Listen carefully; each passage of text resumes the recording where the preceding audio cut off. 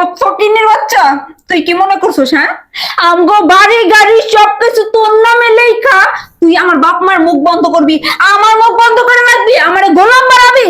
আমি না কোনোদিন হবো না, কোনোদিনও না। তুই তোর কথা মতো উঠবো বসবো না। তোর ডায়লগ বন্ধ হয়েছে? তোর বাপ মা কি বলে গেছে শুনছস? হ্যাঁ, যদি আর একটা উচ্চ স্বরে কথা বলস না, তো শুধু তোর বাপ মা না, সাথে তোর বাসায় বের করে দিব।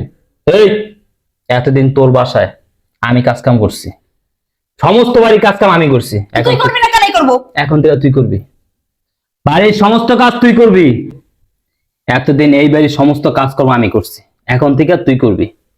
এই বাড়ির কাপড় চোর যা আছে এতদিন আমি ধুইছি, এখন থেকে তুই ধুবি। এই বাড়ির রান্না বান্না সবকিছু আমি করছি, এখন থেকে তুই করবি। এই বাড়ির বাথরুমটা সহ আমি ধুইছি, এখন থেকে তুই ধুবি। আর যদি করতে না পারস, তো বাপ মা কি বলে আছে, এই বাড়ি থেকে বের করে দেবো, একদম সোজা পাছা লাথি মেরে বাড়িতে বাইর করে দেবো, যদি করতে না পারস।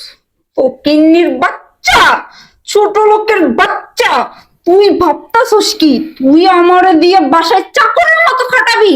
ওই আশা না তোর কোনোদিন পূরণ হইব না। তুই ভাবতাছস আমার বাপের সয় সম্পত্তি যা কিছু আছে সব তোর নামে করে তুই আমার বাসায় চাকর বানাবি? হ্যাঁ, আমি পারবো না। আমি তোর চাকর না, আমি তোর চাকরানিগিরি করতেও পারবো না। পারবি না? না পারবো না। করতে পারবি না? না পারবো না। হ্যাঁ, তোরে দিয়ে কেউ এবার কাজ কর্ম